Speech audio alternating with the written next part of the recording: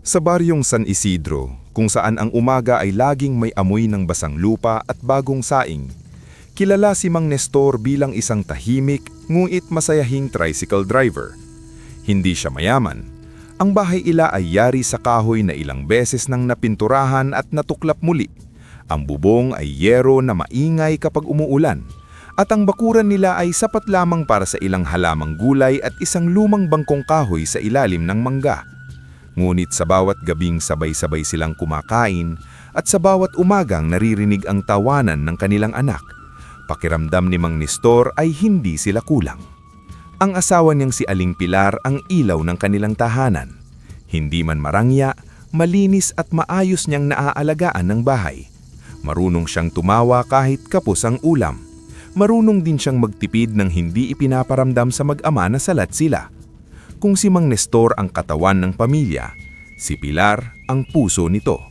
At si Tomas, ang kanilang nag-iisang anak, ang dahilan kung bakit sila walang sawang nangangarap. 12 taong gulang pa lamang si Tomas, ngunit puno na ng mga pangarap ang kanyang isip. Mahilig siyang gumawa ng eroplanong papel mula sa lumang notebook at minsan ay idinidikit pa ang mga iyon sa dingding ng bahay. Sa tuwing may eroplano na maririnig sa himpapawid, lalabas siya at titingala ng matagal na para bang may kausap sa ulap. "Balang araw, tay, magiging piloto ko," madalas niyang sabihin habang nakaakma ang kamay sa noo na parang nakasilip sa malayo.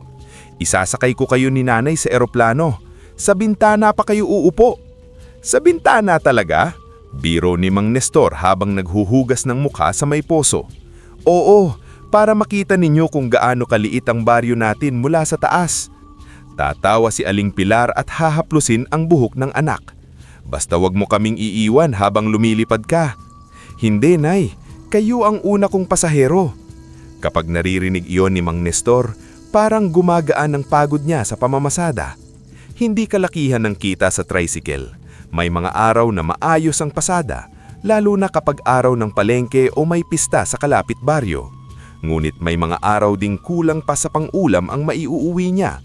Sa kabila noon, hindi siya nawawalan ng dangal sa paghahanap buhay. Hindi siya nandaraya sa pamasahe. Kapag kulang ang bayad ng matanda o estudyante, inuunawa niya. Kapag may sakit at kailangang dalhin sa health center, hindi siya tumatanggi kahit hating gabi. "Kung sakali bang tayo ang mangilangan, gusto ko rin namang may tumulong sa akin." Lagi niyang paliliwanag kay Pilar kapag pinagsasabihan siya nitong sobra ang awa niya sa iba. Bukod sa tricycle, may isang munting yaman si Mang Nestor na hindi niya ipinagmamalaki, ngulit labis niyang pinapahalagahan. Isang maliit na lupang minana pa niya sa kanyang mga magulang sa gilid ng bukirin. Hindi iyon malawak, kasya lamang sa ilang hanay ng palay o gulay kung sakaling magkaroon sila ng puhunan at panahon. Mulit para kay Nestor, hindi lang lupa ang tingin niya roon. Alaala iyon ng kanyang ama at ina. Pangarap din iyon na balang araw, kapag nakaipon sila, pagtataniman nila upang may karagdagang kabuhayan at maipapamana nila kay Tomas. Minsan tuwing linggo, dinadala ang mag-ina roon. Magbabaon sila ng suman o kamote, uupo sa pilapil at mag-uusap tungkol sa hinaharap. "Dito tayo magpapatayo ng maliit na bahay kubo balang araw," sabi ni Tomas minsan hawak ng isang patpat na ipinang-uguhit sa lupa. "Tapos sa likod may taniman ng mais, tapos sa gilid may parang landing area." "Landing area?" natatawang ulit ni Pilar. "Oo, baka kasing dumaan ng eroplano ko rito." "Sa liit bang lupang ito, baka papel na eroplano lang ang kasya," tukso ni Mang Nestor. Hindi nagtampo ang bata.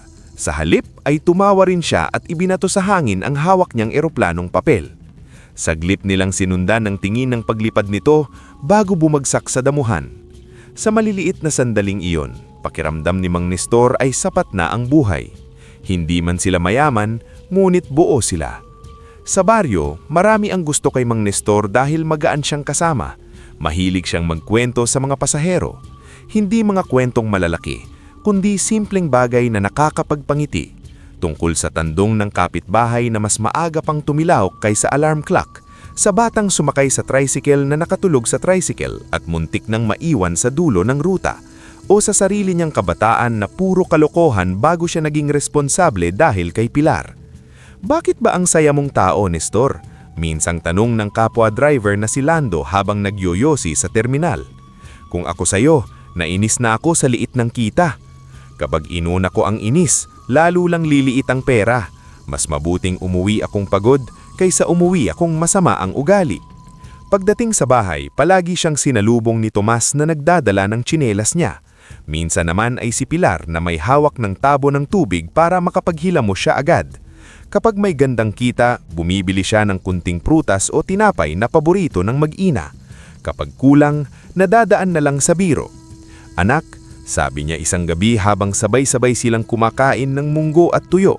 Kapag naging piloto ka, huwag mo akong kalilimutan.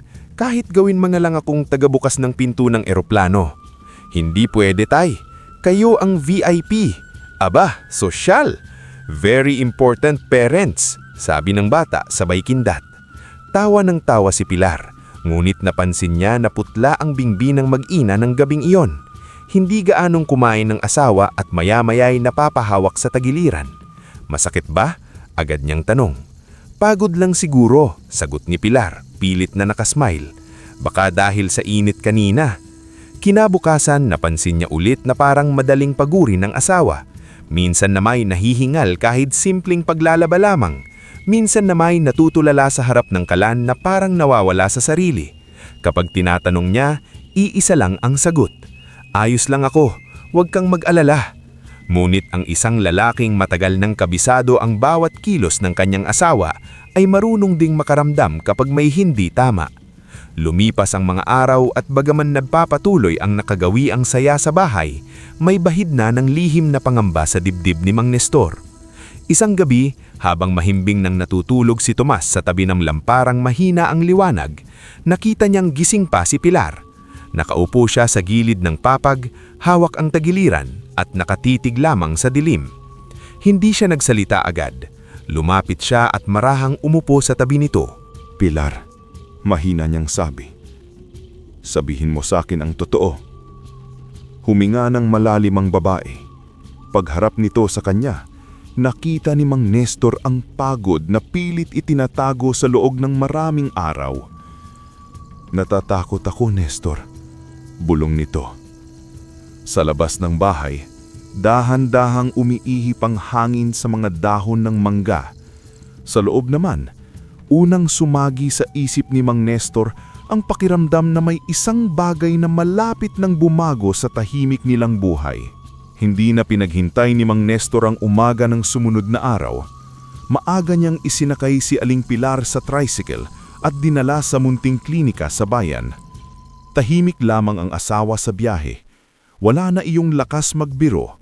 Wala na ring ngiti na karaniwang iniaalay nito sa bawat umaga.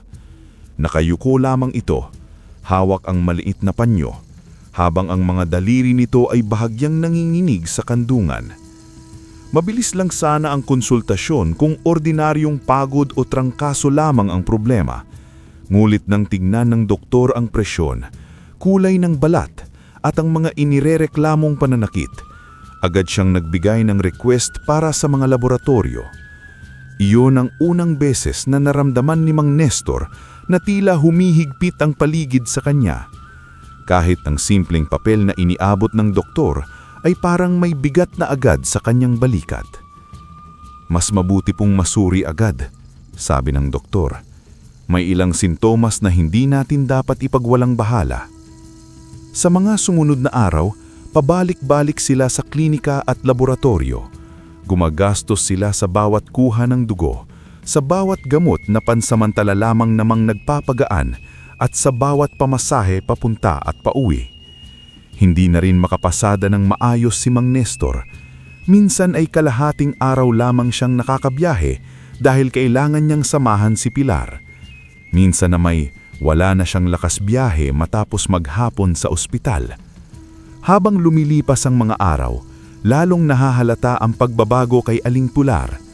Namamaga ang mga binti nito, madaling hingalin. Minsan ay nahihilo ng biglaan habang nagwawalis.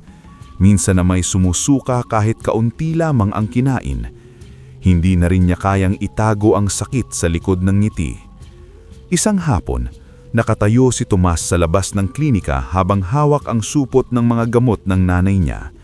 Tahimik lang siya, nguit kitang-kita sa mga mata niyang may takot na hindi niya masabi. Bago sila umuwi, marahang hinila ng bata ang damit ng ama. "Tay," sabi niya, "gagaling si nanay, di ba?" Hindi agad nakasagot si Mang Nestor. Tumingin siya sa pinto ng klinik kung saan dahan-dahang lumalabas si Pilar na inaalayaan ng nurse. Naramdaman niyang ang bawat sagot niya sa anak ay tila pangako sa langit. "Gagawin natin ang lahat," sabi niya sa wakas. Pagkaraan ng ilang araw, dumating ang araw ng paliwanag ng doktor sa resulta ng mga pagsusuri. Pinaupo sila sa harap ng mesa. Sa gilid ng silid ay may maliit na bentilador na maingay, ngunit hindi kayang palamigin ang nararamdaman ni Mang Nestor. Nasa kabilang upuan si Pilar, nakatungo. Sa tabi nito ay si Tomas, na pilit nagpapakatapang kahit mahigpit ang kapit sa laylayan ng damit ng ina. "May problema po ang mga bato ninyo," maingat na sabi ng doktor kay Pilar. Hindi na sila gumagana ng maayos. Parang huminto ang mundo sa simpleng pangungusap na iyon. Ipinaliwanag ng doktor ang kailangang gamutan, ang mga bawal, ang mga posibleng gamot, ang regular na check-up at ang posibilidad na darating ang panahon na mangangailangan si Pilar ng dialysis para mabuhay. Sa dami ng salitang narinig ni Mang Nestor, iisa lamang ang talagang tumimo sa kanya. Malaki ang gastos, matagal ang laban, at hindi pwedeng ang pabaya. Habang nagsasalita ang doktor, naramdaman niyang nanalamig ang kanyang palad. Sumulyap siya kay Pilar. Tahimik lang itong umiiyak. Ayaw marahil ipakita ang lungkot sa anak. Si Tomas na may nakatitig sa mesa, parang ayaw din magtanong, baka ayaw din niyang marinig ang sagot.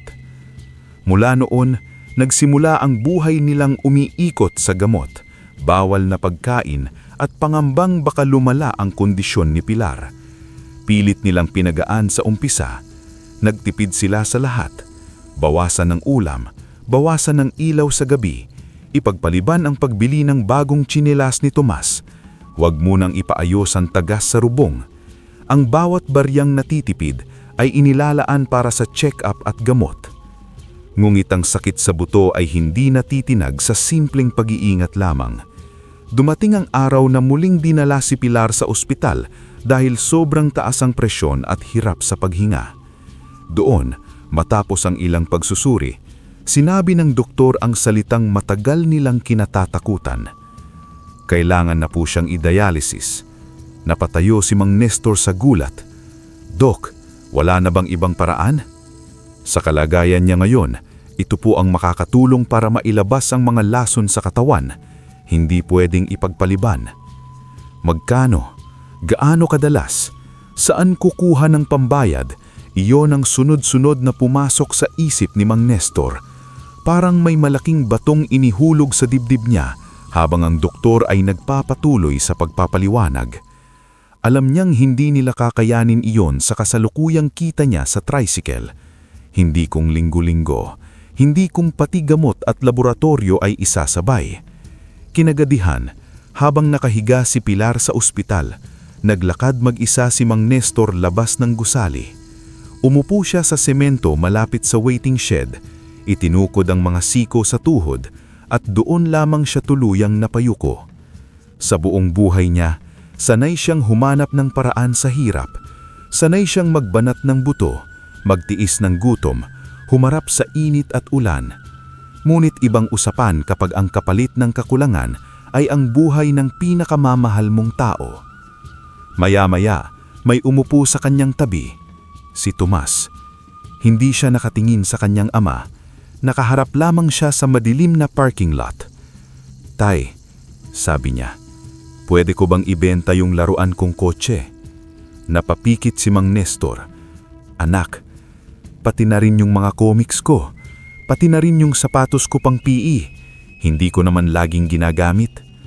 Napatingin si Mang Nestor sa kanyang anak at bigla niyang nakita kung gaano kabilis itong napilitang tumanda sa loob lamang ng ilang linggo. Hindi niya kinaya. Hinila niya si Tomas at hinakop ng mahigpit. Hindi siya nagsalita agad dahil ayaw niyang marinig ng anak ang paninigin ng boses niya. Sa gilid ng ilaw ng ospital, habang tahimik ang paligid maliban sa mahinang tunog ng mga sasakyan sa kalsada, naramdaman niya na wala na silang pwedeng sandalan kundi ang sariling tapang at awa ng Diyos. Ngunit sa mga sumunod na araw, kahit anong tipid at dagdag pasada ang gawin niya, mabilis pa ring nauubos ang pera. Kailangan ng dialysis, kailangan ng gamot, kailangan ng mga bagong pagsusuri. Minsan ay kailangang nang hiram muna siya ng kaunting halaga sa kapitbahay, minsan na may isa kasamang driver. Ngunit paunti-unti lamang ang mga naitutulong noon at kapos na kapos po rin sila. Isang gabi, habang nakaupo siya sa labas ng bahay at nakatingin sa kadiliman ng kalsada, lumapit si Pilar sa kanya. Maputla pa rin ito, ngunit mas pilit ang ngiti. "May naisip ako," sabi nito. "Ano?" "Huwag na tayong lumapit sa tao na kilala mong may masamang interes." Tumingin si Mang Nestor sa malayo. Alam na agad niya kung sino ang ibig sabihin ng asawa. "Wala akong balak," sabi niya. Ngunit kahit ganun ang kanyang sagot, alam din niya sa sarili niyang unti-unti na siyang nauubusan ng mapipiling daan. Sa bayan nila, may mga pangalang binabanggit ng marahan na para bang kapag nilakasan mo ang sambit ay baka marinig ka at balikan. Isa sa mga pangalang iyon ay si Don Sebastian. Hindi opisyal na bangkero si Don Sebastian. Wala siyang opisina na may malinaw na plaka at resibo sa bawat utang. Ngunit alam ng buong bayan na kung gipit ka at wala ka ng malapitan, sa kanya lumalapit ang mga desperado. Malaki siya magpahiram, iyon ang maganda. Ngunit ang kapalit ay interes na tila hindi nauubos, paniningil na walang araw at walang awa at kahihiyang hindi mababayaran ng kahit ilang taon ng pagtatrabaho. Maraming pamilya sa baryo ang halos nalubog sa utang sa kamay niya.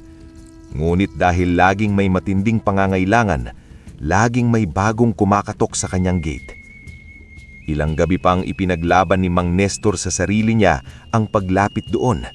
Pinilit niyang dagdagan ang pasada kahit kulang sa tulog. Pinilit niyang manghiram sa mga kamag-anak kahit alam niyang hirap din ang mga iyon. Pinilit niyang humanap ng sideline sa paghahakot ng sako sa palengke kapag gabi. Ngunit ang perang pumapasok ay tila patak lamang sa dagat ng gastusin sa ospital.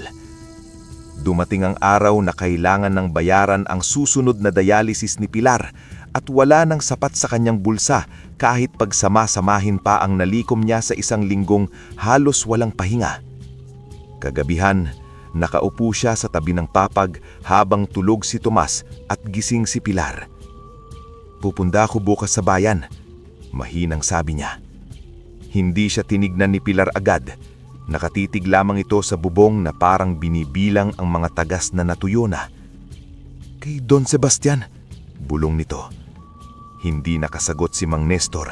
Sapat na ang kanyang katahimikan para maging oo iyon. Napapikit si Pilar at marahang humawak sa kamay niya. "Nestor, ayokong lalo kang mabaon." "Mas ayokong na mawala ka." At doon na siya tumingin sa asawa.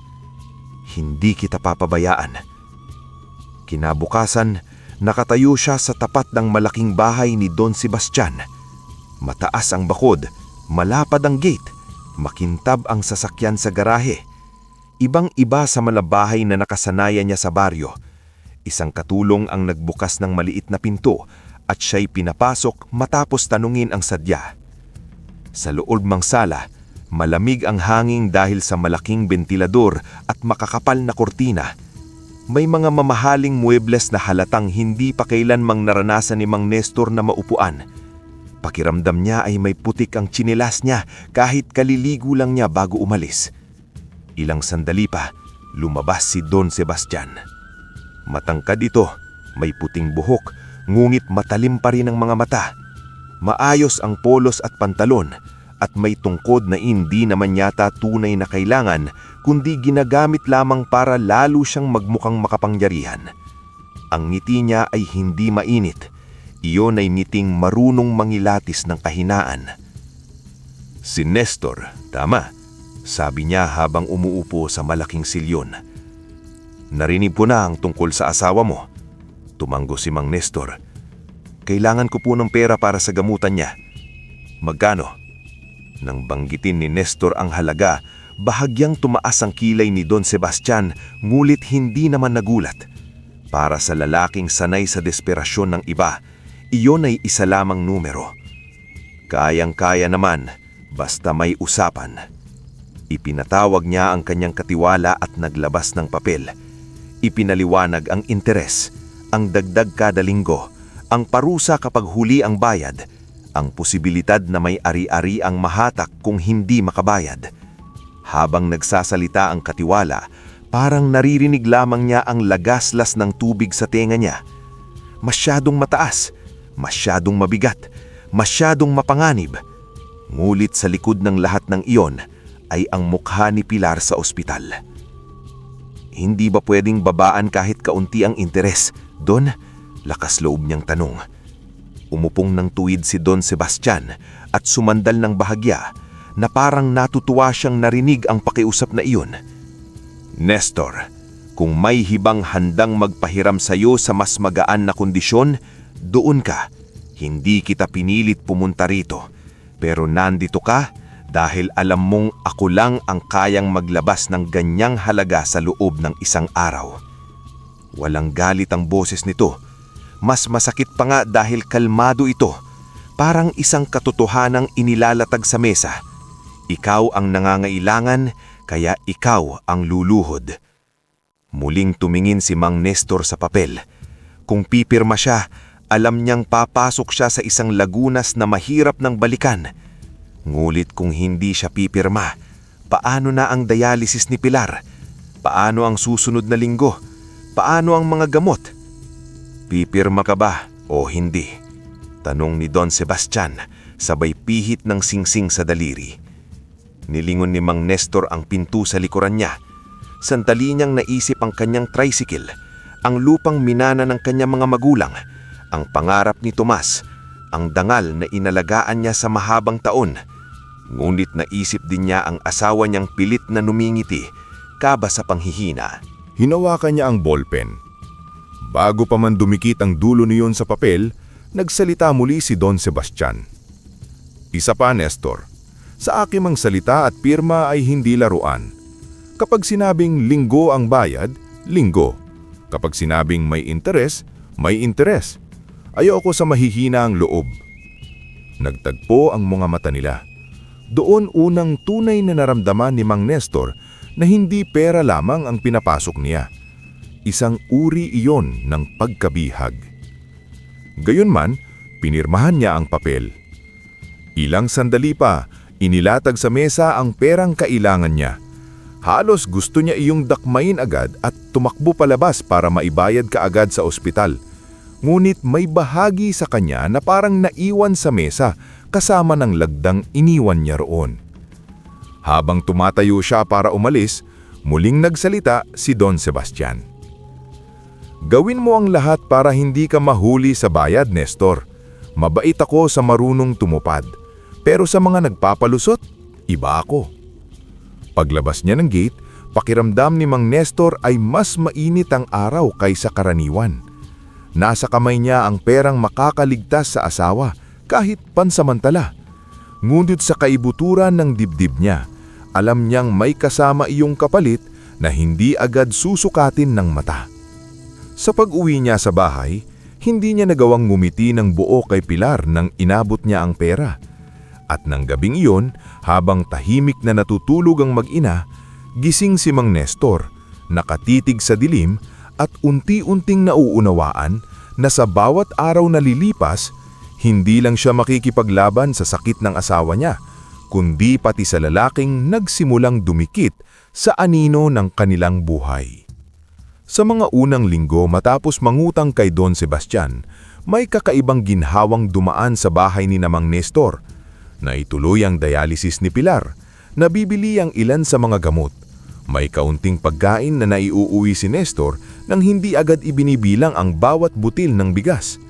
Nakahinga sila, ngunit pansamantala lamang. Dahil kung ang sakit ay regularang pangangailangan, ganun din ang utang. Linggo-linggo, dumarating ang petsa ng bayaran. Kapag maada siyang nakakabayad, may malamig na tango lamang mula sa katiwala ni Don Sebastian. Kapag kulang ng kaunti, may dagdag na paalala. At kapag huli ng ilang oras, may kasunod ng pagbabanta. Mabilis lumaki ang halaga dahil sa interes. Minsan, pakiramdam ni Mang Nestor ay dalawa ang pinakakain niya, ang ospital at ang kasakiman ni Don Sebastian. Hindi siya humihinto sa pamamasada. Mas maaga siyang lumalabas ng bahay at mas gabi nang umuuwi. Kahit tirik ang araw, bumibiyahe siya. Kahit ambon at maputik ang daan, nagpapatuloy siya. Minsan ay sumasakit ang likod niya sa tagal ng pag-uupo sa tricycle, ngunit binabaliwala niya iyon. Sa isip niya, bawat pasada ay maaaring isang piraso ng buhay ni Pilar. Ngunit dumarating din ang malas sa taong kahit sipag ay halos maubos na. Unang umaga, nasiraan ang tricycle niya sa kalagitnaan ng biyahe. Kailangan ng bagong piyesa. Nangutang na naman siya para maipaayos. Pagkatapos, ilang araw na matumalang pasada dahil may bagong terminal ng mas malalaking sasakyan sa kabilang bahagi ng bayan. Kaunti ang pasahero, marami ang naglalakad na lang o sumasakay sa mas malalaking jeep. Bawat araw na mahina ang kita ay katumbas ng kaba sa gabi. Isang hapon, habang naniningil si Mang Nestor sa terminal ng bayad ng isang pasahero, biglang may dumating na itim na motorsiklo. 2 tauhan ni Don Sebastian ang bumaba. Hindi na kailangang magtanong ni Nestor, kilala niya ang mga mukha. Ibinaagad ang ihip ng hangin sa paligid, maging ang ibang driver ay napatahimik.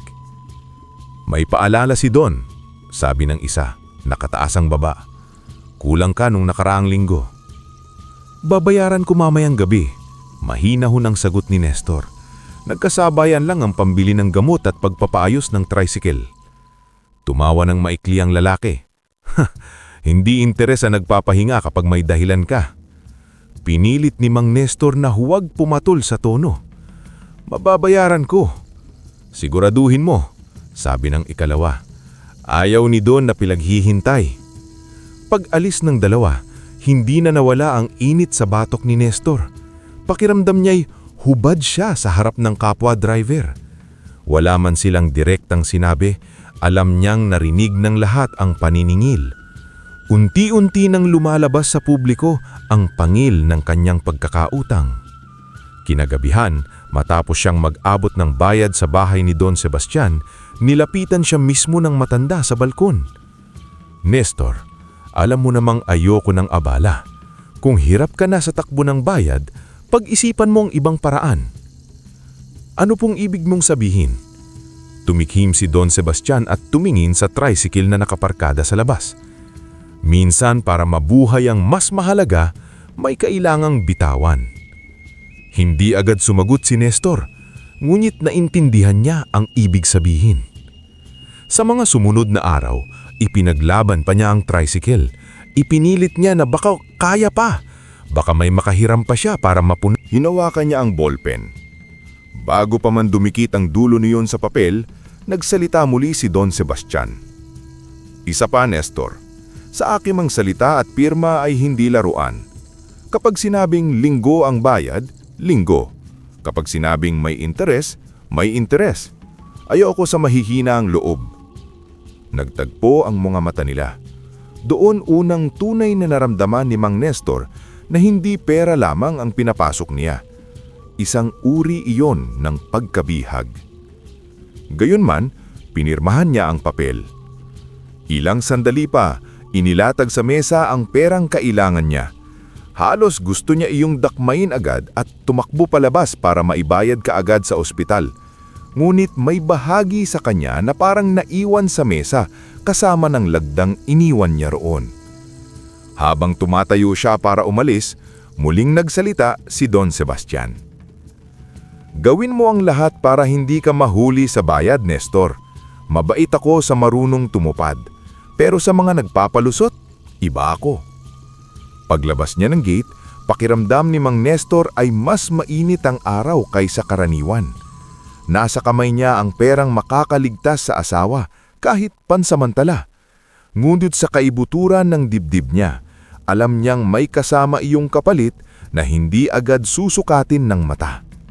Sa pag-uwi niya sa bahay, hindi niya nagawang ngumiti ng buo kay Pilar nang inabot niya ang pera.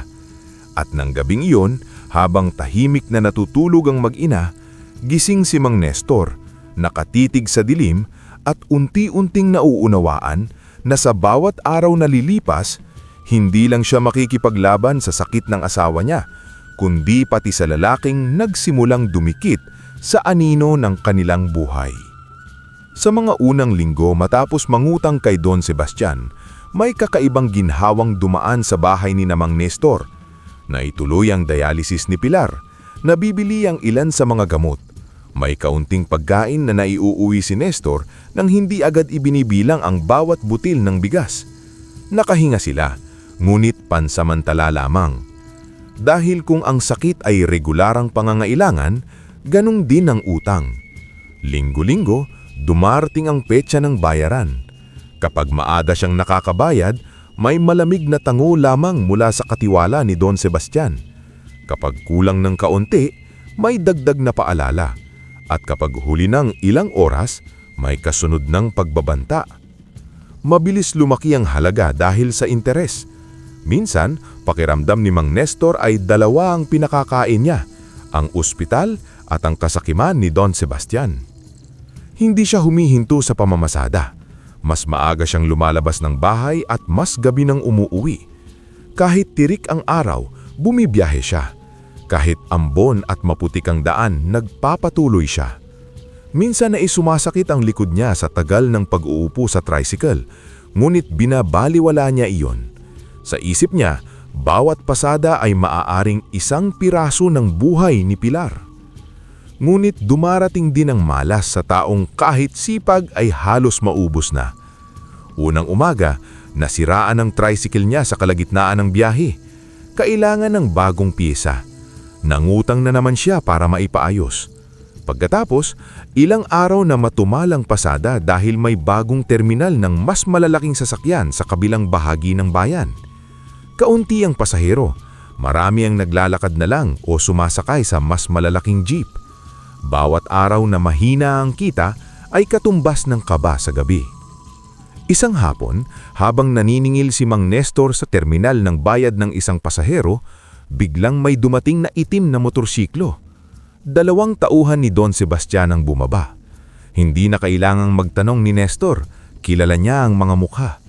Ibinaagad ang ihip ng hangin sa paligid, maging ang ibang driver ay napatahimik. May paalala si Don, sabi ng isa, nakataas ang baba. Kulang ka nung nakaraang linggo. Babayaran ko mamayang gabi, mahina ho ng sagot ni Nestor. Nagkasabayan lang ang pambili ng gamot at pagpapaayos ng tricycle. Tumawa ng maikli ang lalaki. Hindi interes ang nagpapahinga kapag may dahilan ka. Pinilit ni Mang Nestor na huwag pumatol sa tono. Mababayaran ko. Siguraduhin mo, sabi ng ikalawa. Ayaw ni Don na pilaghihintay. Lumuha si Pilar, ngunit hindi maingay. Tahimik lamang, gaya ng pag-ulan na unti-unting bumabasa sa lupa. Pag nawala ang tricycle, ano pa ang pagkakakitaan mo? Maghahanap ako. Sa gitna ng lahat ng ito? Hindi siya sumagot dahil wala siyang sagot na makakapagpagaan sa katotohanan. Kinabukasan, dinala niya ang tricycle sa isang mekanikong matagal nang nag-aalok na bilhin iyon sakaling magbago ang isip niya. Habang nakikipag-usap siya sa presyo, pakiramdam niya'y tinatalupan ang isang bahagi ng sarili niya. Ilang taon niyang binuno iyon. Ilang beses siyang inabot ng gabi sa kalsada dahil sa tricycle na iyon. Ilang sakripisyo ang ginawa niya para ma-maintain lamang ang pasada. Ngunit ngayon, nakatayo siya roon para ito'y bitawan. Sigurado ka na ba, Nestor? Tanong ng mekaniko. Maganda pa to, sayang. Tumanggo si Nestor, hindi na niya kayang magsalita ng mahaba. Noong maiabot sa kanya ang pera, hindi niya iyon minasdan ng matagal. Isinilid niya agad sa lumang bag at diretsyong umuwi. Ngunit bago siya lumayo, napalingon siya sa tricycle. Nakahimpil ito sa ilalim ng bubong ng talyer, tila ordinaryong makina lamang sa mata ng iba. Para sa kanya, iyon ang una niyang tunay na pag-aamin na hindi na nila kayang panatilihin ang dating buhay.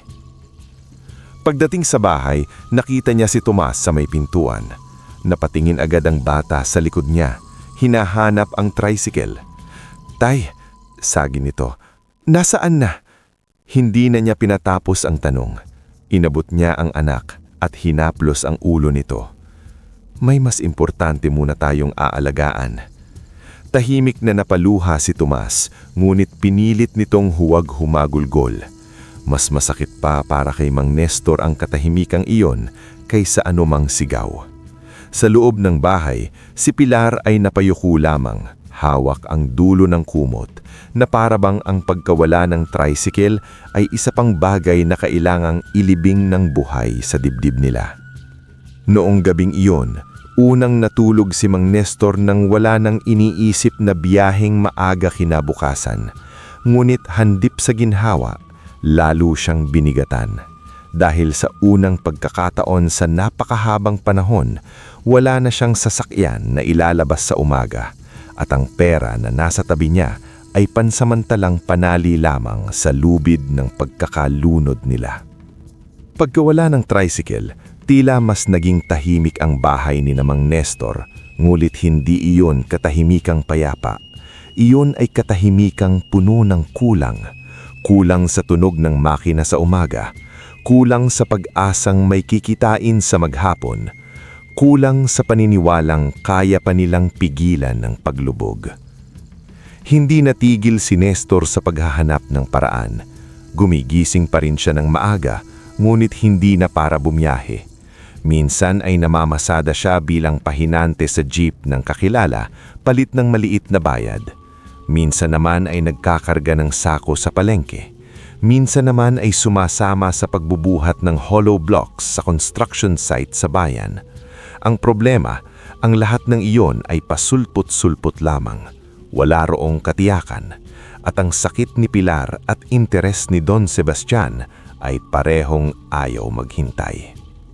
Dahil sa pagkapagod at kakulangan sa pagkain, mas nahirapan din si Pilar sa sumunod na linggo. Kahit may dialysis, hindi nawawala ang kahinaan. Minsan nakatitig lamang siya sa bakuran habang nakasandal sa dingding, na parabang pinapanood niyang dahan-dahang lumalayo ang dati nilang buhay. Hindi man siya nagrereklamo, alam ni Nestor na may dalang guilt ang bawat gamot at bawat gamutan na kailangan nilang tustusan. "Kung hindi dahil sa akin," minsan niyang nasabi habang nakaupo sa papag. "Huwag na huwag mong uulitin yan." Mabilis na putol ni Nestor. "Totoo naman, hindi ka pasanin. Asawa kita." "Pero, asawa kita," mas madiin niyang ulitin kahit naninginig ang boses niya. Tahimik na umiyak si Pilar. Sa sulok ng bahay, nagkunwaring abala si Tomas sa pag-aayos ng lumang aklat, ngunit kitang-kita ni Nestor ang pamumula ng mga mata ng anak. Hindi natagal, muling dumating ang sandaling sumikip ang oras at pera. Mas malaki ang singil sa ospital kaysa inaasahan, may bagong gamot na ipinabili, may pagsusuri na hindi pwedeng ipagpaliban. At nung gabing dalhan siya ng notice ng katiwala ni Don Sebastian, doon niya lubos na naramdaman na ang pagbenta ng tricycle ay hindi sapat. Kung hindi mo mababayaran ang kabuuang dapat sa katapusan ng buwan, may ipapaliwanag ng iba si Don. Nung umalis ang lalaki, matagal na nakatayo si Nestor sa labas ng bahay. Nakatitig sa direksyon ng kanyang maliit na lupang minana. Hindi iyon kalayuan. Ilang liko lamang sa daan at tanaw na ang pilapil. Sa isip niya, naririnig pa rin niya ang tinig ng yumaong ama. "Anak, huwag mo itong pababayaan. Kahit maliit, atin ito." Kinabukasan, pumunta siya roon mag-isa. Wala siyang dalang baon, wala ring patpak na pangguhit sa lupa tulad ni Tomas noon. Umupo lamang siya sa gilid at tumitig sa lupang minsan naging larawan ng kinabukasan sa isip nila. Naalala niya ang mga linggo na kasala niya roon si Pilar at Tomas. Naalala niya ang pangarap na maliit na kubo, mga gulay sa likod, at ang mga tawang hindi pa nilalamon ng takot. Ngayon, hindi na pangarap ang dala niya roon, kundi pamamaalam. Ilang araw niyang ipinagpaliban ang desisyon. Pinilit niyang hinanap ang ibang paraan. Ngunit kapag nakikita niyang nanghihina si Pilar at naririnig niyang kailangan na naman ng panibagong bayarin, bumabalik siya sa iisang katotohanan. Ang lupang iyon ang natitira nilang maibebenta. Noong sinabi niya iyon kay Tomas, matagal na hindi nakapagsalita ang bata. "Pati yun, tay?" sabi nito, mahina ngunit malinaw. Tumanggo si Nestor. "Pero sabi ninyo, atin talaga yun, pamana." Alam ko, tapos mawawala. Hindi may paliwanag ni Nestor ng maayos ang bigat ng desisyong iyon sa batang may murang pangarap. Umuko siya sa tapat ng anak at hinawakan ang mga balikat nito. "Minsan," sabi niya, "may mga bagay tayong pinagkakawalan para hindi mawala ang mas mahalaga." "Si nanay?" "Oo, si nanay." Napakagatlabi si Tomas at tumanggo, ngulit bumagsak ang luha nito. Sa sandaling iyon, naramdaman ni Mang Nestor na ang pagyuko niya sa tadhana ay hindi lamang para sa sarili. Nadadala niya rin ang kabataan ng anak. Mabilis na kumalat ang balitang ipinagbibili na ni Nestor ang lupa. May isang negosyanteng tagabayan na gustong idagdag iyon sa katabing lupaing binili na nito noon. Hindi na rin siya nakipagtawaran ng mahaba. Sa totoo lang, ayaw na niyang pahabain ang sakit ng bawat pirma at bawat sulyap sa lupaing unti-unti nang nagiging alaala. Sa araw ng bentahan, dumating siya sa munisipyo na nakasuot ng pinakamaayos niyang polo. Ngunit kahit maayos ang damit, pakiramdam niya ay lantad ang sugat ng kanyang pagkatao. Sa bawat pahina na pinirmahan niya, tila lalong lumiliit ang sarili niya. Nang matapos at maibigay ang bayad, naramdaman niyang puno ang bulsa niya, ngunit hungkag ang dibdib. Hindi siya dumiretso agad sa bahay. Dumaan muna siya sa ospital upang bayaran ng kinakailangan. Pagkatapos ay nagtungo sa bahay ni Don Sebastian upang ibigay ang bahagi ng utang na matagal nang hinihingi ng matanda. Tinanggap ni Don Sebastian ng pera na parabang normal lamang iyon. "Magaling," sabi nito. "Marunong ka palang tumupad." Hindi na sumagot si Nestor. Hindi na niya kayang sayangin pa ang anumang salita sa lalaking tila walang nakikitang iluha sa likod ng perang hinahawakan. Pag-uwi niya sa bahay, nakasalubong siya sa may pinto si Pilar. Alam nito agad na tapos na ang bentahan dahil sa mukha pa lang niya. "Natuloy?" tanong nito. Tumanggo si Nestor. Maya-maya ay dumating si Tomas mula sa pag-igib. Saglit nang tumingi ng bata sa ama, pagkatapos ay sabag mahawak nito.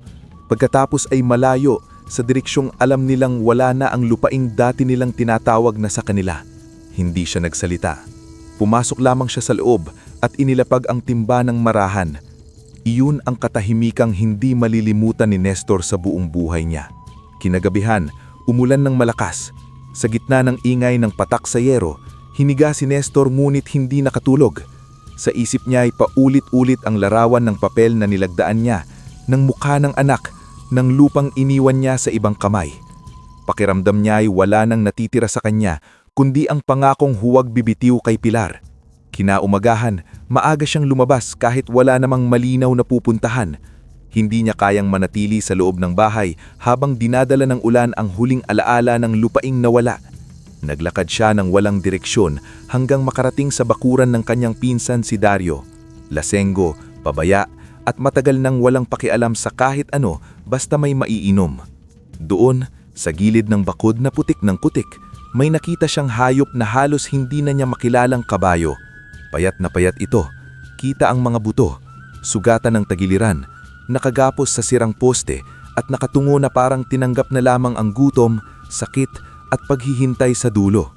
Huminto si Mang Nestor sa harap nito at sa unang pagkakataon matapos mawala ang tricycle at lupa, may kirot na hindi para sa sarili ang tumama sa dibdib niya. Matagal na nakatayo si Mang Nestor sa harap ng kabayo. Parang hindi niya maunawaan kung bakit sa dinadami-rami ng hirap sa mundo ay may isa na namang nilalang na kailangan niyang matagpuan sa ganoong kalagayan. Nakagapos ang hayop sa poste na nakatagilid na sa putik. Halos wala ng laman ang lalagyan ng tubig. Ang damo na nasa paanan nito ay tuyot at parang napapanipis, tila ilang araw nang hindi nadagdagan. Sa tagiliran ng kabayo, may galos na hindi ginamot at mga langaw na paikot-ikot doon. Lumabas si Dario mula sa loob ng kanyang bahay, hawak ng basong may alak kahit umaga pa lamang. "Oh, Nestor," sabi nito, sabay tawa. "Anong tinitingnan mo dyan? Patay na rin yan sa 1 linggo. Bakit mo pinabayaan?" Malamig na tanong ni Nestor. Nagkibit balikat si Dario. "Hindi na makatakbo ng maayos. Sayang lang sa pakain. Wala na rin akong panggastos. Kung gusto mong iuwi, iuwi mo. Wala nang silbihan." Pinagmasdan ni Nestor ang kabayo. Nang naramdaman nitong may nakatayo sa harap niya, marahang itong nag-angat ng ulo. Sa kabila ng pagkakahop, may kakaibang lambot sa mga mata nito. Hindi ito marahis, hindi rin mailap. Parang pagod ng makiusap sa mundo at handa ng tumanggap ng anumang ibigay. Sa mismong sandaling iyon, may pumasok na alaala sa isip ni Nestor. Ang sarili niyang nakatayo sa harap ni Don Sebastian, ang pakiramdam ng pagiging desperado, ang tingin ng mga taong may kapangyarihan sa mga wala ng malapitan, at parang biglang naging malinaw sa kanya na hindi niya kayang talikuran ang hayop na ito, kahit hindi rin niya alam kung saan siya kukuha ng ipapakain dito. "Iuuwi ko siya," sabi niya. "Tuluyan," sabi ni Dario, tila natatawa. "Oo, bahala ka. Wala nang silbihan." Hindi na sumagot si Nestor. Kinalagan niya ang lubid, marahang hinapos ang leeg ng kabayo at dahan-dahang inakay pa uwi. Hirap itong maglakad sa umpisa. 2 beses pa nga itong muntik mabuwal. Ngulit halip na ines, mas lalong nadagdagan ang pag-aalaga ni Nestor. Para siyang may inaakay na sugatang kapalaran. Pagdating niya sa bahay, gulat na gulat si Pilar. "Nestor, ano yan?" "Kabayo," sagot niya kahit halata naman. Hindi sa ano iyan. Bakit may kabayo tayo rito? Wala na nga tayong sapat sa sarili natin. Lumapit si Tomas, malaking-malaki ang mata. Sa halip na mabahala, mas nauna ang awa sa mukha niya. "Tay, ang payat niya." "Pinabayaan ni Dario," sabi ni Nestor. "Kung iniwan ko, mamamatay." Napaupo si Pilar sa may bangko at napahawak sa noo. "Paano natin naaalagaan yan?" Tinignan siya ni Nestor ng mahinahon. "Hindi ko pa alam, pero hindi ko kayang iwan." Tahimik si Pilar sandali. Matagal nitong tinitigan ang sugatang hayop na nanghihina sa bakuran. Pagkaraan, bumuntong hininga ito. "Sige," sabi niya. "Kung may maililigtas pa tayo, iligtas natin." Si Tomas ang unang nagdala ng timba ng tubig. Si Nestor naman ay kumunga ng lumang sako at pinunas sa katawan ng kabayo ang putik at dumi. Maya-maya ay nakakuha siya ng sariwang damo sa gilid ng bukid ng kapitbahay. Kapalit ng pangakong tutulong siya sa paggapas sa susunod na linggo. Dahan-dahan nilang pinakain ang hayop. Hindi ito agresibong kumain. Parang hindi na nga sanay na may naghahain. "Ano pong ipapangalan natin?" tanong ni Tomas habang hinihimas ang leeg ng kabayo. Napatingin si Nestor sa puno ng mangga. Maraang umiihip ang hangin at parang lumalamig ang paligid sa hindi maipaliwanag na paraan. "Amihan," sagot niya. Dahil kahit mainit ang panahon, parang may malamig na hangin dumating kasama niya. "Amihan," ulit ni Tomas, sabay ngiti. Bagay. Mula noon, naging bahagi na ng bawat araw nila ang pag-aalaga sa kabayo. Kahit kapos, gumagawa ng paraan si Nestor para may maipakain dito. Minsan ay nangunguha siya ng damo. Minsan na may nagpapahiram ng lakas katawan sa kapalit ng ipa o dayami. Linilinis niya ang sugat ni Amihan gamit ang maligamgam na tubig at halamang itinuro ng matandang albularyo sa baryo. Matagal nang hindi ordinaryong kabayo iyan. Minsang sabi ng albularyo nang makita ang hayop. May kakaiba sa mata. Parang bang masyado iyang marunong para sa karaniwang alagang hayop. Napangiti si Nestor ngunit hindi niya masyadong binigyan ng bigat ang sinabi. Sa isip niya, ang mahalaga ay mabuhay si Amihan. Gayunman, habang lumilipas ang mga araw, may mga bagay siyang hindi maipaliwanag. Sa tuwing lalapitan niya si Amihan sa madaling araw, tumitigil ang kabayo, at maraang tumitingin sa kanya na parabang kinikilala ang kanyang presensya. Kapag hiniimas niya ang noo nito, may sandaling gumagaan ang pakiramdam niya kahit pagod na pagod siya mula sa maghapong paghahanap ng raket. At may ilang umaga, kahit walang malakas na hangin sa paligid, gumagalaw ang buhok ni Amihan na parabang hinahaplos ng hindi nakikitang simoy. Parang ang talino niya, Tay. Parang naiintindihan niya tayo, sabi ni minsan ni Tomas. Baka dahil mahal ka rin niya, tugon ni Nestor. Pagkaraan ng ilang linggo, nagsimulang bumalik ang lakas ni Amihan. Hindi na ganoon kakita ang mga buto. Unti-unting kuminis ang balahibo. Nagkaroon ng sigla ang mga mata. At isang umaga, nang dalhan siya ni Nestor ng tubig, bigla nitong ibinaba ang ulo at maraang lumuhod sa harap niya. Nagulat si Nestor. Hoy, anong ginagawa mo? Hindi gumalaw si Amihan. Nakatungo lamang ito. Isang tuhod ang nakadikit sa lupa na parabang may ritual na hindi alam ng tao. Sa gulat ni Tomas na nakasaksi rin, napabukas ang bibig nito. Tay, lumuluhod siya. Dahan-dahang inilapit ni Nestor ang kamay sa noo ng kabayo. Nang nahawakan niya iyon, saka lamang muling tumayo si Amihan at maraang uminom ng tubig. Hindi nawala sa isip ni Nestor ang tagpong iyon buong araw. Sa mga sumunod pang umaga, inuulit iyon ni Amihan. Hindi ito agad kikilos para sa anumang utos hanggat hindi muna maraang yumuyuko at lumuluhod sa harap niya. Para bang may kinikilalang kabutihan. Para bang sa simpleng ritual na iyon ay may tahimik na pasasalamat na hindi kayang isalita. Sa parehong panahon din iyon, nagsimulang magtaasan ng husto ang presyo ng gasolina at diesel sa bayan. Halos lahat ng pamasahe ay tumaas. Naririnig niya ang mga yun sa mga usapan sa palengke at terminal. Maraming nagrereklamo, maraming hindi na agad nakakabiyahe dahil mahal ang singil sa sakay.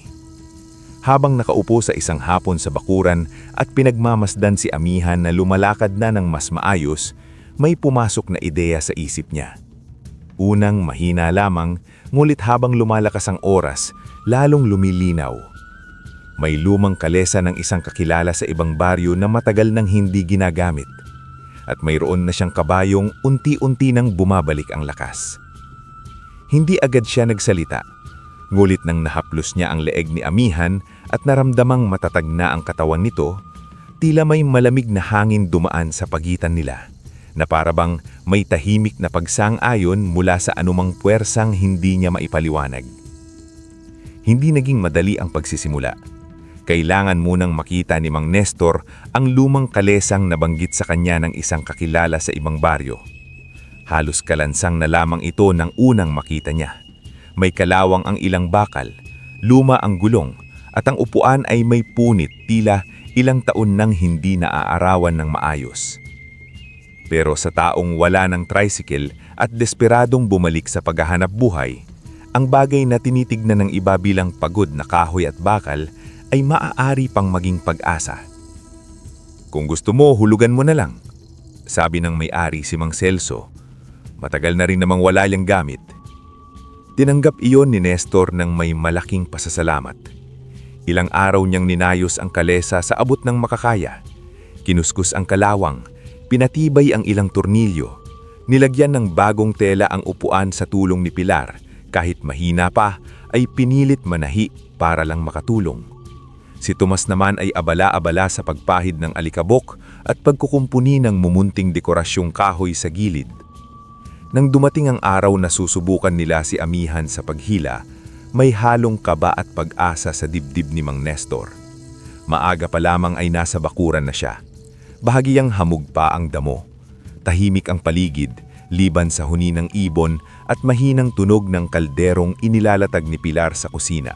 Lumapit siya kay Amihan, dala ang renda. Gaya ng mga naunang umaga, hindi agad kumilos ang kabayo.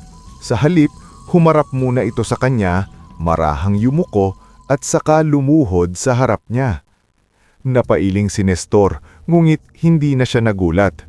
Inilapat niya ang palad sa noo ni Amihan at bumulong, "Tayo na, magkasangga." Saka lamang ito tumayo. Nang unan niyang ikabit si Amihan sa kalesa, handa siyang tumakbo sa tabi nito kung kakailanganin. Ngunit sa unang paghakbang pa lamang, may kakaiba ng lakas at tiyaga sa kabayo. Hindi pa dalos-dalos ang kilos nito. Maingat, ngunit matatag. Para bang noon pa man ay alam na nito ang gagawin. Parang sanay na sanay siya, sabi ni Tomas, nakasunod sa likod. Baka may nakaraan talaga siya. Bulong ni Pilar mula sa may pinto. Noong araw na iyon, nag-ikot lamang muna si Mang Nestor sa mga kalapit lugar upang subukan ng takbo. Ayos, magaan, at nakakagulat ang tibay ni Amihan sa kabila ng pinagdaanan nitong pagkahapo noong una nila itong inuwi. Pagdating ng sumunod na araw, lumuwas na siya sa mas mataong bahagi ng bayan. Sa umpisa, usisero lamang ang mga tao. Marami na kasi ang hindi sanay sa kalesang pinamamasada sa rutang iyon. Ngungit nang marinig nilang mas mura ang pamasahe kaysa sa ibang sasakyan, may ilang sumubok. Isang ale na galing palengke, 2 estudyante, isang matandang may bitbit na gulay. Natuwa sila dahil hindi mabigat ang biyahe at hindi nakakabinggi ang ingay. Samahan pa ng magaan na kwento ni Mang Nestor sa biyahe. Mas gusto ko to, sabi ng matandang unang sumakay. Presko, hindi pa singaw sa bulsa. Nang makarating sila sa babaan, biglang may nangyaring nagpahinto sa lahat. Pagkababa ng mga pasahero, bahagyang tumingala si Amihan, sumulyap kay Mang Nestor at saka marahang lumuhod. Napasinghap ang ale. Aba, napatawa ang mga estudyante. Parang nagpasalamat. Hindi bigla ang pagluhod, hindi rin iyon mukhang aksidente. Napakabanayad nito, parang isang tahimik at maayos na pagyukod ng pasasalamat. Nang matapos, tumayo ulit si Amihan at nanatiling tahimik na parabang ordinaryo lamang ang ginawa nito. Mula noon, iyon na ang naging tatak nila. Tuwing umaga bago magsimula ang pasada, luluhod muna si Amihan kay Mang Nestor. At sa tuwing may mga pasaherong na ibababa, lalo na ang mga mababait at mga batang natutuwa sa kanya, marahang itong luluhod na parabang nagpapasalamat sa pagtangkilik. Ang ilan ay tuwang-tuwang kinukunan pa ito gamit ang mumurahing cellphone. Ang iba namay sadyang hinahanap na ang kalesa ni Mang Nestor dahil gustong maranasan ang biyahe kasama ang kabayong marunong magpasalamat. Mabilis kumalat ang usap-usapan sa bayan. Sumakay ka kay Mang Nestor, mura na, mabilis pa. May kabayo siyang parang may isip. Pagbaba mo, luluhod sa'yo, parang tao.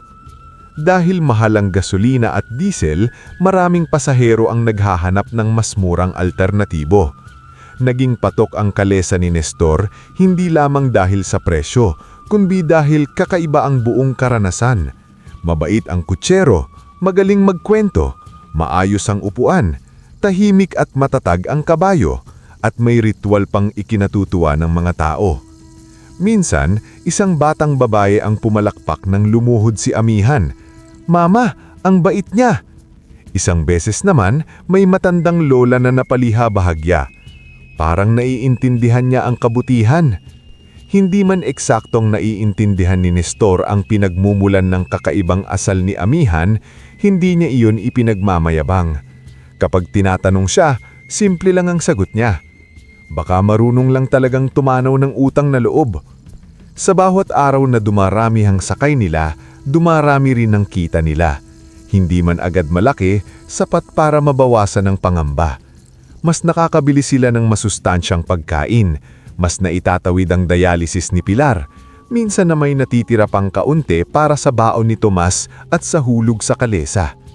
Ngunit habang unti-unting gumagaan ang bahay ni Nestor, sa kabilang panig naman ng bayan ay may isang lalaking hindi natutuwa sa balitang iyon. Isang hapon, nakaupo si Don Sebastian sa kanyang balkon nang marinig niya mula sa katiwala ang bagong usap-usap. Yung umutang sa inyo, Don, si Nestor, namamasada na ulit raw, pero kalesa na. Tricycle lang alam ko sa kanya. Wala na raw yun, kabayo na ngayon, patok daw sa bayan, dinadayo. Dahan-dahang tumayo si Don Sebastian at lumapit sa gilid ng balkon. Tumingin siya sa daan na para bang makikita niya mula roon ang kalesa ni Mang Nestor. Patok? Ulit niya. Opo, mura raw kasi ang pamasahe, tapos may kabayong lumuluhod sa mga pasahero. Hindi ngumiti si Don Sebastian, ngunit sa mga mata niyang lumamig pa ng kaunti, alam ng katiwala na may bagay ng gumagalaw sa isip ng amuda. Isang uri ng pagkairita na mabilis maging panganib. Samantala, sa bahay ni Nestor, matapos isang mahabang maghapon ng biyahe, pinakain niya si Amihan at pinunasan ng leeg nito. Lumapit si Tomas at yinakap ang katawan ng kabayo. Tay, parang dumadani na talaga ang suki natin. Tumanggi si Nestor. Oo. Ngumiti Pilar sa pinto. Parang may himuhib ng panibagong hangin sa atin. Ngunit sa kabila ng maliliit na liwanag na iyon, may bahagi kay Mang Nestor na hindi pa rin lubos na mapanatag. Dahil alam niya, kapag may taong gaya ni Don Sebastian na nasasalingan ng yabang at interes, bihirang manatili lamang iyon sa tahimik na pagkainis. Sa mga sumunod na buwan, lalo pang nakilala sa bayan ang kalesa ni Mang Nestor at ang kabayo niyang si Amihan. May ilan ng pasaherong tumatawag sa kanya bilang kutserong may mahiwadang kabayo. At bagaman ikinahihiya niya ang labis na pansin, hindi niya maikakaila na malaking tulong iyon sa hanap buhay nila. May mga umaga na halos hindi nauubusan ng sakay. May mga hapon na sunod-sunod ang nagpapahatid mula palengke, paaralan at terminal. At may mga araw na ang ilang pasahero ay nagbibigay ng tip, hindi lamang dahil nagandahan sila sa biyahe, kundi dahil nahipo ang puso nila sa kwento ng buhay ni Mang Nestor na unti-unti na ring nakakarating sa maraming tao. Hindi naman siya kusang nagyayabang ng pinagdaraanan nila. Ngulit sa baryo, mabilis kumalat ang kwento ng taong nagbenta ng tricycle at lupang pamana para sa gamutan ng asawa, saka muling tumindig dahil sa kabayong iniligtas niya. Ang mga tao ay may sariling paraan ng pagdadala ng malasakit. May mga suking nagdadala ng kaunting saging o gulay para kay Pilar. May batang iniiwan ng isang pirasong candy para kay Tomas. Minsan, may pasaherong hindi na kumukuha ng sukli. Para na kay Aling Pilar Malin yan, sabi ng isang ale, sabay ngiti. Hindi man sapat para maalis agad ang lahat ng problema, ang mga mumunting kabutihang iyon ay parang pisi ng tulong na unti-unting humihila sa kanila pataas.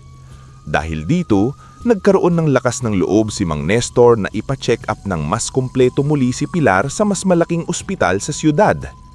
Nagsimula siyang magtabi ng pera. Hindi na ganoon kadalas ang gabing wala silang maayos na ulam. Minsan ay may prutas na uli sa mesa. Minsan naman ay nakakabili siya ng gatas para kay Pilar gaya ng payo ng doktor. Dahan-dahan ding bumabalik ang sigla ni Tomas. Nakikita ng bata na bagamat hindi pa tapos ang laban, hindi na sila basta naghihintay na malunod. Ngunit kasabay ng kanilang pagbangon ay ang mas matalas na paningin ni Don Sebastian sa bawat kilos nila. Isang araw habang nagpapahinga si Nestor sa waiting shed matapos magbaba ng pasahero, nilapitan siya ng katiwala ni Don Sebastian. Pinapatawag ka ni Don mamayang gabi. Para saan? Nagbabago raw ang takbo ng negosyo mo. Baka gusto niyang ayusin ang usapan. Malamig ang pakiramdam na bumalot kay Nestor. Alam niyang sa mga katulad ni Don Sebastian, bihira ang pag-aayos na pabor sa mahirap. Nang gabing iyon, nagtungo siya sa malaking bahay. Hindi na siya katulad ng unang beses na pumasok doon. Ngayon ay may kuunting tibay na sa tindig. Hindi dahil wala na siyang problema, kundi dahil natutuhan na niyang may mga araw pa lang pwedeng umatras ang dilim kahit paano. Pagharap niya kay Don Sebastian, mapapansing hindi maganda ang timpla ng matanda. Nabalitaan kong mabenta na raw ang kalesa mo. Sabi nito, paikot-ikot ang sinsing sa daliri. Salamat sa Diyos, mayroon na pong pasada. Salamat sa Diyos, napangiti si Don Sebastian, ngunit walang init. Akala ko'y salamat sa perang ipinahiram ko na naging puhunan ng lahat ng yan. Hindi nagpadaig si Nestor sa tono. Utang po yun at binabayaran ko. Binabayaran mo nga, sagot ang matanda, ngunit mabagal. Hindi naman po ako nagtitigil. Humiling si Don Sebastian sa silyon. Bantayan mo ang sarili mo sa pagyabang, Nestor. Maraming biglang umaangat ng bigla ring babagsak. Paglabas niya, Nestor, doon, pakiramdam niya ay mas malamig na ang gabi kaysa dati. Hindi dahil sa hangin, kundi dahil malinaw sa kanya na hindi gusto ni Don Sebastian ang anumang pagbuti sa kanyang kalagayan. Sa mga sumunod na linggo, nagsimula na nga ang mga pasaring at panggugulo. May mga taong biglang nagpapakalat na baka raw may daya si Amihan. May ilang nang iinis sa terminal, nagsasabing baka hindi kabayo yan, kundi engkanto. Noong una ay dinadaan lang ni Nestor sa katahimikan. Ngunit ng isang minsan na may 2 lasing na nagtangkang hilahin ang renda ni Amihan para subukang paglakarin ito ng marahas, doon siya nipilitang sumingit sa harap at itaboy ang mga ito. "Wala kayong galang sa hayop," mariin niyang sabi. Akala namin espesyal," sagot ng isa sabay halakhak. Hindi man niya napatunayan, kutob ni Nestor na hindi basta chismis lamang ang lahat ng iyon. May kamay na nagtutulak sa likod. May yamot na gustong sirain ng anumang nagbibigay sa kanya ng paghinga. Sa kabila ng panggugulong iyon, may isang liwanag na dumating.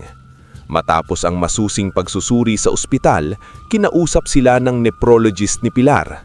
Pinaupo silang mag-anak at ipinaliwanag na habang patuloy ang dialysis, may isa pang posibilidad para mas gumanda ang kalagayan ng kanyang asawa.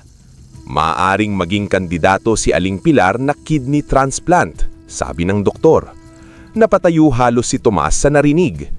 "Ibig sabihin po, gagaling si nanay?" Hindi ganoon kasimple, maingat na paliwanag ng doktor. Kailangan ng maraming pagsusuri, tamang donor, malaking pondo at maingat na paghahanda. Pero may asahan.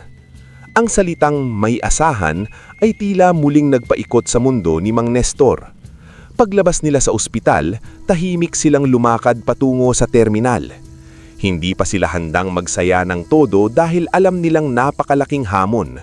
Ngunit sa maraming buwan na puro pag-iwas sa kamatayan ng kanilang ginagawa, ngayon ay mayroon ng unang sinag ng posibilidad na mas mahabang buhay at mas maayos na kinabukasan para kay Pilar. Makalipas ang ilang linggo, dumating ang hindi nila maiinaasahan. Ang nakababatang kapatid ni Pilar na si Elena mula Isabela na matagal nang hindi nakauwi dahil may sarili ng hanap buhay at malaking pamilya. Nang mabalitaan nito ang lagay ng ate, umuwi ito para tumulong at magpasuri kung maaari siyang maging donor. "Ate ko yan," sabi ni Elena, "kung may maitutulong ako, bakit hindi?" Napaiyak si Pilar nang marinig iyon. Hindi sila laging nakakapagkita dahil sa layo at hirap ng buhay, ngunit sa oras na kailangan, dumating pa rin ang dugo sa tawag ng dugo. Habang nagpapatuloy ang mga pagsusuri, mas naging doble ang sipag ni Mang Nestor. Mas maaga siyang bumabiyahe, mas maingat sa paggastos at mas buo ang panalangin sa bawat umaga. Tuwing luluhod si Amihan sa harap niya bago ikabit sa kalesa, nararamdaman niyang parang hindi lamang pasasalamat iyon, kundi paalala na may mga puwersang tahimik na gumagabay sa kanila. Sa isang hapon ng mahabang pasada, habang ibinababa niya ang isang matandang pasahero, muling lumuhod si Amihan. Natuwa ang matanda at biglang nag-abot ng nakatiklop na pera. "Hindi ko ito sukli," sabi nito. "Ang bag ko sa pag-asa ng asawa mo." Napatitig si Mang Nestor sa perang iniaabot. Hindi iyon kalakihan, ngunit ang bigat sa puso niya ay tila nagkaroon ng kapalit na init. Yumuko siya ng malalim. "Maraming salamat po." Minsan, ang kabutihan ng tao ay hindi kayang tumbasan ng halaga, kundi ng panibagong tapang. At habang unti-unting nagtitipon ng pag-asa sa bahay nila, hindi alam ni Don Sebastian na ang mismong bayang matagal niyang tinakot ay dahan-dahan nang natututong humanga at maniwala sa taong pinilit niyang panatilihing nakayuko. Nang makumpleto ang mga pagsusuri, lumabas na si Elena nga ang maaaring maging donor para kay Pilar. Hindi perpekto ang lahat at napakaraming hakbang pa ang kailangang daanan. Mga laboratorio, permit, pagbabantay sa presyon, mga konsultasyon sa surgeon at lalong malaking halaga para sa operasyon, gamot at pagpapagaling. Ngunit hindi na iyon tulad noon na puro dilim lamang ang nakikita ni Mang Nestor. Ngayon, may ilaw sa dulo. Malayo pa rin, oo, pero malinaw na may ilaw. Mas naging maingat sila sa bawat araw. Si Pilar ay patuloy sa dialysis habang inihahanda ang katawan para sa posibleng transplant. Si Elena naman ay pansamantalang tumira sa kanila at tumulong din sa bahay. Si Tomas naman ay lalong naging masipag. Nag-iigip, naghahakot ng damo para kay amihan at minsan ay siya na ring nag-aabot ng panyo kay Nestor kapag pauwi itong basa sa pawis. Kapag maging piloto ako, minsan sabi ng bata kay Elena, kukunin ko kayong lahat sa airport. Natawa si Elena, basta may libre akong upuan sa unahan. Lahat kayo VIP, sagot ni Tomas. Sa gitna ng lahat ay si amihan ay tila mas lalong naging tahimik at mapagmasid. May mga umaga bago ito lumuhod kay Nestor, titingala muna ito sa silangan at hihinga ng malalim. Kapag dumadampi ang malamig na hangin sa leeg nito, pakiramdam ni Nestor ay may basbas ang araw. Hindi niya ipapaliwanag, ngunit sa tuwing may malaking pangamba siyang dinadala, mas mahaba ang paghimas niya sa noo ng kabayo bago bumiyahe. Minsan, habang nagkakabit siya ng renda, bumulong siya. Tulungan mo pa ako kaibigan, kaunti na lang. Nag-angat ng ulo si amihan at marahan ikiniskis ang nuso sa balikat niya. Dumating ang araw ng operasyon na may halong katahimikan at panghihina ng tuhod si Mang Nestor. Maaga silang tumungo sa ospital. Bago pumasok si Pilar sa prep room, hinawakan nito ang kamay ng asawa. Nestor, sabi nito, pag may nangyari, huwag, agad niyang putol, namumuo na ang lalamunan. Walang masamang mangyayari. Napangiti si Pilar, mahina ngulit tunay. Kung sakaling kabahan ka, isipin mo lang na gusto ko pang masaksihan na lumipad si Tomas. Napasara ang mga mata ni Nestor. Makikita mo yun, sabay pa tayo. Ilang oras ang operasyon, ilang oras na hindi masukat sa orasan, kundi sa tibok ng dibdib. Nasa waiting area si Nestor, magkatabi sila ni Tomas. Sa kabila nila, tahimik na nagdarasal si Elena bago ito dalhin sa kabilang bahagi ng operating room. Ilang beses tumayo si Nestor, ilang beses siyang umupo, ilang beses siyang lumakad papuntang vending machine kahit wala naman siyang gustong bilhin. Sa bawat paglabas ng nurse, tumitigil ang hininga niya. Sa gitna ng paghihintay, may dumating na balita mula sa baryo.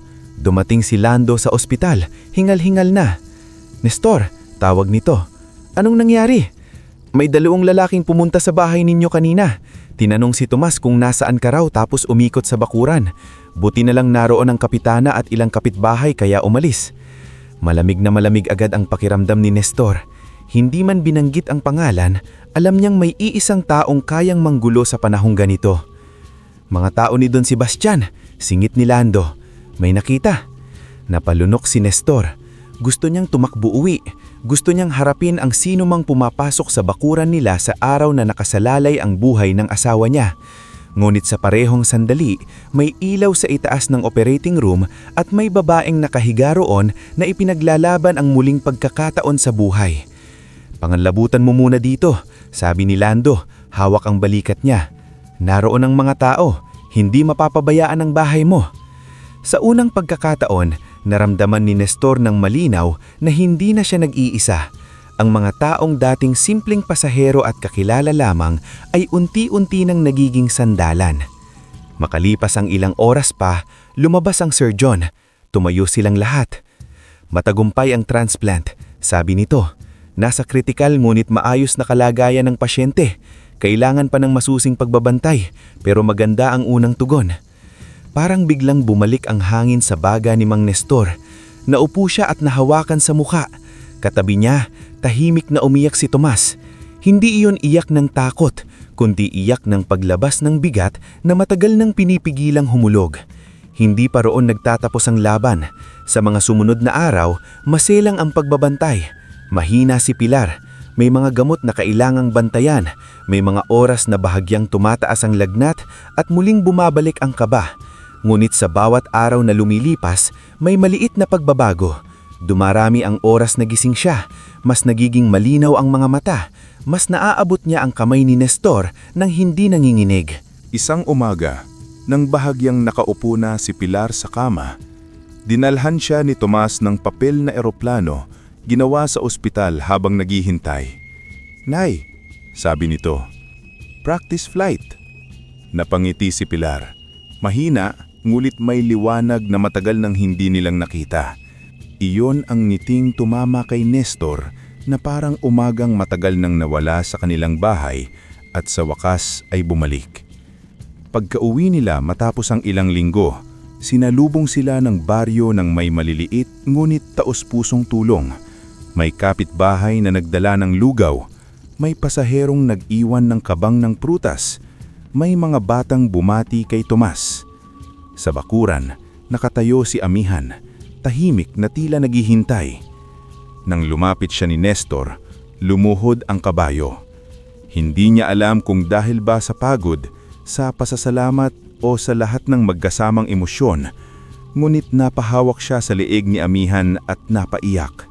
Hindi malakas, hindi marahas, kundi gaya ng isang taong matagal nang nanatiling matibay at ngayon lamang pinayagang umagos ang ginhawa. "Salamat," bulong niya. "Salamat." Ngunit habang dahan-dahang bumabalik ang buhay sa katawan ni Pilar, may isa pang laban na naghihintay sa labas ng gate nila. Isang lalaking hindi pa tapos manginis at isang bayang nagsisimula ng mawalan ng takot sa kanya.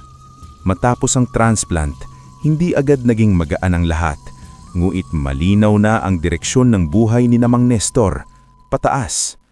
Mahina pa si Pilar at kailangan pa rin ng maraming gamot, check-up at pag-iingat balang sa impeksyon. Ngunit iba na ang kulay ng mga araw nila. Hindi na iyon puro paghabol sa dialysis at pag-iwas sa pinakamasama. Ngayon, bawat araw ay unti-unting pagbawi. Sa bawat linggong lumalakas si Pilar, mas nagiging determinado si Nestor na tapusin ang isa pang bigat na matagal nang nakaangkla sa leeg nila, ang natitira niyang utang kay Don Sebastian. Mas lalo siyang nagsipag sa pasada. Muling dumami ang sakay sa kalesa. Marami ang gustong personal na makita si Pilar na unti-unting gumagaling at sa bawat tanong ng, "Kamusta na siya?" may kasunod ng ngiti si Nestor na mas totoo na kaysa dati. "Unti-unti nang bumabalik ang sigla," sagot niya. Mas tumibay rin ang reputasyon niya sa bayan. Hindi lang siya kinilala bilang kutsero, kundi bilang lalaking hindi sumuko. At iyon, sa mga mata ng taong gaya ni Don Sebastian, ay isang insulto. Nagsimula itong muling manggulo. Isang umaga, may dumating na taga-munisipyo kunwari upang inspeksyonin ang kalesa. Kesyo raw may reklamo tungkol sa kaligtasan. Ngulit matapos tingnan ang gulong at preno at wala namang makitang mali, umalis din ang mga ito.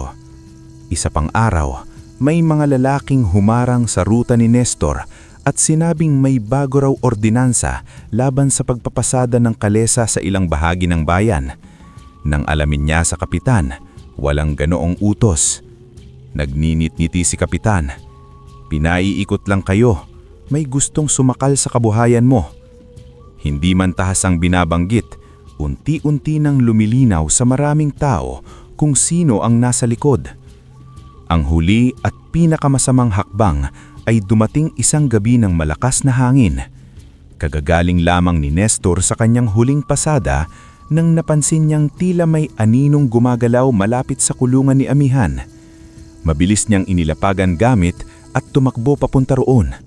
Naabutan niya ang dalawang lalaking nagtatangkang kalasin ang tali ng kabayo at sabay nagbubuhos ng kung anong likido sa mga tuyong dayami sa gilid. "Anong ginagawa ninyo?" sigaw niya. Nagulat ang mga lalaki. Isa sa mga ito ang nagtangkang tumakbo, ngunit nasalubong ni Lando at ng ilang kapitbahay na tila sinadya talagang magmasid dahil may kutob na silang may masamang mangyayari. Nagkaroon ng habulan, sigawan at pag-akyat ng ilaw sa paligid. Sa huli, nahuli ang isa. Hindi nagtagal, dumulas din ang dila ng lalaki sa takot. "Si Don Sebastian ang nag-utos," sigaw nito habang pinipigilan ng mga tanod. "Sabi niya takutin lang raw, sirain ang kabayo para tumigil ang pasada." Ang sigaw na yon ay parang apoy na kumalat sa tuyong daram ng matagal ng galit ng baryo. Kinabukasan, usap-usap na sa palengke, terminal at munisipyo ang pagtatangkang pansusunog at paninira. At dahil nagsimula na ang isa, may sumunod nang nagsalita. Si Aling Remy na nawalan ng alahas na sinangla ngunit hindi na ibalik kahit nabayaran na raw niya. Si Mang Poldo na kinuhanan ng motor matapos malate ng ilang araw sa bayad kahit doble na ang nabayad niya sa interes. Isang byuda na tinakot na kukunin ng bahay. Isang tindera na halos mawalan ng pwesto sa palengke dahil sa patong-patong na singil. Isa-isa silang lumapit. Una nang nanginginig, pagkatapos ay lalong tumitibay habang nakikita nilang hindi lang pala sila ang inapi. Nagsampa ng reklamo ang kapitan. Tumulong ang ilang konsehal. Ang mga pangyayaring matagal nang ibinubulong lamang sa gilid ay napunta sa formal na sumbong. Hindi na ito simpleng kwento ng utang. Ito na ay abuso, pananakot at panlalamang. Tinawag si Mang Nestor para tumistigo. Sa araw na iyon, pumasok siya sa munisipyo na may suot na malinis na polo. Hindi tulad ng unang pagharap niya kay Don Sebastian na may bigat ng pagmamakalaas sa dibdib. Ngayon, ang bitbit niya ay katotohanan. Nagpahiram siya noong gipit ako, pero bawat kahinaan ko ay ginawa niyang pagkakataon para idiin ako. Hindi utang ang gusto niyang singilin, gusto niyang makita kaming nakayuko. Hindi man siya mahusay magsalita sa formal na paraan, ang katapatan ng boses niya ay sapat. Lalong lumakas ang loob ng iba, sunod-sunod ang testimonya, at habang dumarami ang mga salaysay, unti-unting nauubos ang dating nakakatakot na aura ni Don Sebastian. Halip na makapangyarihan, mukha na lamang siyang matandang pilit ng hahawak sa kapangyarihang itinayo sa takot ng iba. Nang ipatawag siya para humarap, galit na galit siya. Lahat kayo walang utang na loob. Kung hindi dahil sa akin, marami sa inyo ang gutom. Hindi po, sabi ng biyudang unang nagsalita laban sa kanya. Dahil sa inyo, mas lalo kaming naghirap. Sa kauna-unahang pagkakataon, walang natakot sa tinig ni Don Sebastian. Walang yumuko, walang nag-atrasan. Makalipas ang mga linggong proseso, investigasyon at reklamo, tuluyang nang nawala ang kapit niya sa mga tao. Nabawasan ang impluensya, naipit ang ilan niyang transaksyon, naisumbong ang mga iligal na paniningil. Ang mga dati niyang tauhan ay nagsimulang iwasan siya, at ang bayan na minsang nananahimik ay natutong magsalita. Hindi yumaman si Mang Nestor dahil bumagsak si Don Sebastian. Hindi iyon ang sukatan ng tagumpay niya. Ngulit nang iabot niya ang huling bayad sa utang sa harap ng mga saksi at malinaw na tala, naramdaman niyang may lubid na tuluyang natanggal sa leeg niya. Wala na tayong kaugnayan, sabi niya ng marahan. Hindi na nakasagot si Don Sebastian ng may dating bangis. Ang mga mata nitong minsang puno ng pagtingin mula sa itaas ay ngayon ay may halong galit at pagkatalo. Paglabas ni Nestor sa munisipyo, naandoon si Pilar, si Tomas, at si Amihan na inihatid ni Lando sa labas bilang biro at suporta. Paglapit niya sa kabayo, lumuhod ito sa harap niya, gaya ng ginagawa sa bawat umaga. Ngunit sa araw na iyon, iba ang pakiramdam ng luhod na iyon. Hindi lamang iyon pasasalamat, para iyong pagtatapos ng isang mahabang yugto ng pagdurusa. Tumanggo si Mang Nestor, hinaplos ang noo ni Amihan, at sa unang pagkakataon sa napakatagal na panahon, huminga siya ng malalim nang walang nakakabit na takot sa susunod na linggo. Ang pagbuti ng buhay ay hindi bigla ang dumarating na parang ulan mula sa malinaw na langit. Kadalasan, dahan-dahan itong sumisibol, parang buto na matagal na inilibing sa lupa, dinilig ng luha, at sa wakas ay sininagan ng tamang araw. Ganoon ang nangyari sa pamilya ni Mang Nestor matapos mabayaran ng utang kay Don Sebastian at tuluyang bumuti ang kalagayan ni Aling Pilar. Hindi pa rin naging marangya agad ang lahat, ngunit may kaayusan na. Ang bahay nilang dating puro pangamba ang laman ay muli nang nagkaroon ng ordinaryong tunog ng buhay. Ang kutsarang tumatama sa baso, ang tawang pumuputol sa tanghali, ang usapan tungkol sa baon, at ang mahinang himig ni Pilar habang nagluluto. Hindi na siya katulad noong araw na halos maubos ang kulay sa mukha niya. Bagamat kailangang mag-ingat at sumunod sa doktor, unti-unti nang bumalik ang lakas niya. Nakakalakad na siya sa bakuran nang hindi agad hihingal. Nakakapaghanda na siya ng almusal. Nakakaupo na siya sa may pinto habang pinapanood si Tomas mag-aral at si Nestor magpunas ng kalesa. Ang pinakaunang malaking bagay na ginawa ni Mang Nestor matapos makapagtabi ng sapat ay ang pagbili muli ng isang maliit na lupang sakahan. Hindi hiyon ang mismong lupaing minana niya sa mga magulang. Matagal nang naipasok sa plano ng negosyante ang nauna. Gungit nang matapakan niya ang bagong lupang nabili sa gilid ng bukirin, may kakaibang kirot at ginhawang magkasabay na dumaan sa dibdib niya. Hindi man iyon ang lumang alaala, isa itong patunay na may inaibabalik ang panahon sa taong hindi tuluyang pinatitibag ng hirap. Babalik din tayo sa lupa, sabi niya kay Tomas habang magkatabing nakatayo sa pilapil. Dito rin ba ako pwedeng gumawa ng landing area? Tanong ng binatilyo na ngayon ay mas matangkad na at mas malinaw na ang tindig. Napatawa si Nestor. Basta wag mo akong gagalitan kapag nasira ng eroplano mo ang tanim. Tay, professional na ako nun. Di mas mahal ang bayad sa sira. Sa mga panahong hindi ginaganit si Amihan sa kalesa, dinala niya ito sa lupang iyon para tumulong sa pag-aaro. At sa pagtataka ni Nestor, parang likas din sa kabayo ang gawain. Matabag, maingat, at tila masaya sa pakikisalamuha sa lupa. Minsan habang pinapagmasdan ni Pilar mula sa lilim, napabuntong hininga siya. Parang may iba talaga sa kabayong yan. Bakit? Tanong ni Tomas. Dahil dumating siya noong halos maubos tayo. At kasabay niya parang may hangin ding pumasok ulit sa buhay natin. Hindi nakipagtalo si Nestor. Hindi niya kailangang unawain ng buo ang hiwaga para magpasalamat dito. Habang patuloy ang maayos na pasada ng kalesa at ang maliit na kita mula sa sakahan, napansin ni Mang Nestor ang pagbabago sa transportasyon sa mga susunod na taon. Dumami ang usapan tungkol sa mga sasakyang dekuryente. Mas praktikal, mas matipid, at hindi nakaasa sa mahal na gasolina. Dahil natuto na siyang mag-isip para sa mas malayong bukas, dahan-dahan siyang nag-ipon para sa isa pang pangarap. Ang unang electric jeep na nabili niya ay hindi bago, ngunit maayos at maaasahan. Hindi siya ang namasada roon. Sa halip kumuha siya ng driver, si Lando na ilang beses ding tumulong sa kanila noong pinakamahirap na yugto. Sigurado ka ba? Ako agad? Tanong ni Lando. Marunong ka at alam kong hindi mo ako lolokohin. Napakamot si Lando, halatang nahihiya ngunit masaya. Aba, may tiwala. Mas mahirap kumita ng pera kesa magtiwala sa tao. Kapag pareho mong nakuha, ingatan mo. Nang maging maayos ang kita ng unang electric jeep, nasundan niyon ng isa pa, saka isa pa. Hindi biglaan, hindi rin marangya. Ngunit sa bawat nadaragdag, nararamdaman ni Nestor na talagang nagbago na ang ikot ng kanilang buhay. Sa baryo, marami nang sinasabing yumaman na raw siya.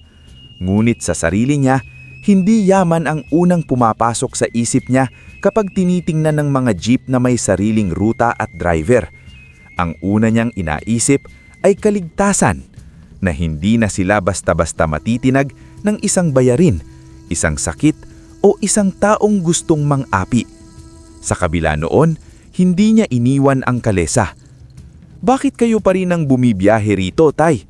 Pwede namang magpahinga na lang kayo at sa jeep na lang tumutok. Ngumiti si Nestor habang ninaayos ang renda ni Amihan.